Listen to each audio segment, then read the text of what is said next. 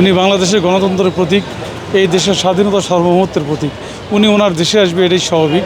দেশের জনগণ উন্মুখ হয়ে আছে ওনাকে দেখার জন্য, বরণ করার জন্য। বাংলাদেশের রাজনীতির অঙ্গনে উজ্জ্বল নক্ষত্র, এই দেশের স্বাধীনতা সার্বভৌমত্বের প্রতীকে দেশে আসবে, এটা স্বাভাবিক।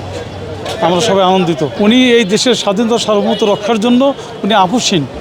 ওনার আপোষহীনতার কারণ শহীদ রাষ্ট্রপতি জিয়াউর রহমানের 19 দফা, দেশনায়ক তারেক রহমানের 31 দফা, সব আলোকেই উনি বাংলাদেশের জনের কাছে অত্যন্ত প্রিয় নেত্রী। আমাদের দেশনেত্রী বেগম খালেদা জিয়া দীর্ঘ 4 মাস চিকিৎসা শেষে আমাদের মাঝে ফিরে আসছে। এই জন্য আমরা ছাত্রদল সবথেকে বেশি উৎফুল্লিত, উচ্ছ্বসিত।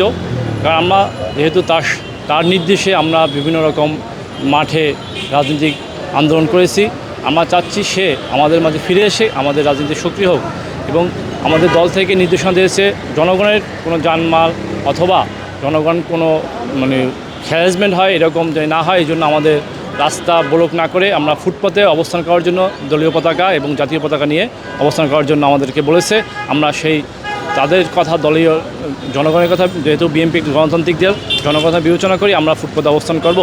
ইতিমধ্যে আপনারা জেনেছেন যে আগামীকালকে দীর্ঘ 4 মাস পরে 2025 সালের 7 জানুয়ারি বিএনপির চেয়ারপারসন আপোষহীন দেশনেত্রী বেগম খালেদা জিয়া সুচিকিৎসার জন্য লন্ডনে গিয়েছিলেন। দীর্ঘ 4 মাস চিকিৎসা শেষে তিনি আগামীকালকে সকাল 10:30টায় দেশে ফিরবেন। ইতিমধ্যেই এই খবর বাংলাদেশে প্রচারিত হওয়ার পর থেকে বাংলাদেশ জাতীয়তাবাদী দল বিএনপি এর প্রতিটি অঙ্গ সংগঠনের নেতাকর্মীদের ভিতরে এক ধরনের উৎসাহ, উদ্দীপনা, উচ্ছ্বাস বিরাজ করছে। আমি মনে করি শুধু বিএনপি না, অপরাপর যে রাজনৈতিক দলগুলো রয়েছে এবং বাংলাদেশের যে 18 কোটি জনগণ, সবার ভিতরেই এক ধরনের আনন্দ বিরাজ করছে। কারণ হলো যে দেশনেত্রী বেগম খালেদা জিয়া তিনি বর্তমানে শুধু বিএনপি নেত্রী নন, তিনি বাংলাদেশের একজন আপোষহীন নেত্রী, এবং তিনি তার দীর্ঘ রাজনৈতিক পরিক্রমায় তার যে রাজনৈতিক দেশপ্রেম, গুণাবলী, সততা, আদর্শ দিয়ে বাংলাদেশের মানুষের হৃদয়ের মণিকোঠায় স্থান করে নিয়েছেন।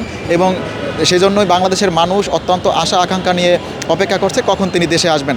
আপনারা জানেন যে বিগত 17 বছরে তার প্রতি যে অমানবিক নির্যাতন করা হয়েছে, তাকে মিথ্যা মামলায় কারাগারে প্রেরণ করা হয়েছে, পরবর্তীতে কারাগার থেকে তাকে গৃহবন্দী করে রাখা হয়েছে। সেখান থেকে গত 2024 সালের 5ই আগস্ট ছাত্র জনতার গণঅভ্যুত্থানের পরে তিনি মুক্ত হয়েছেন, এবং মুক্ত হলেও তিনি শারীরিকভাবে অত্যন্ত অসুস্থ ছিলেন। এর আগে ফ্যাসিস্ট সরকারের আমলে বারবার যখন বিএনপি থেকে বলা হয়েছিল তাকে চিকিৎসার জন্য বাইরে পাঠানো প্রয়োজন, তারা কোনো উদ্যোগ নেয়নি। কাজে তার যে এই আশা এবং সুস্থতা নিয়ে দেশে ফেরা, এটি বাংলাদেশের মানুষের ভিতরে একটি অত্যন্ত আনন্দ হওয়ার দিন। আমি মহান আল্লাহ রাব্বুল আলামিনের দরবারে লাখ লাখ শুকরিয়া আদায় করছি, তিনি তাকে সুস্থ করে আমাদের মাঝে ফিরিয়ে দিচ্ছেন। আমরা আশা করি তিনি অনেক দিন বেঁচে থাকবেন আমাদের মাঝে, এবং তার সুস্বাস্থ্য এবং দীর্ঘায়ু কামনা করি।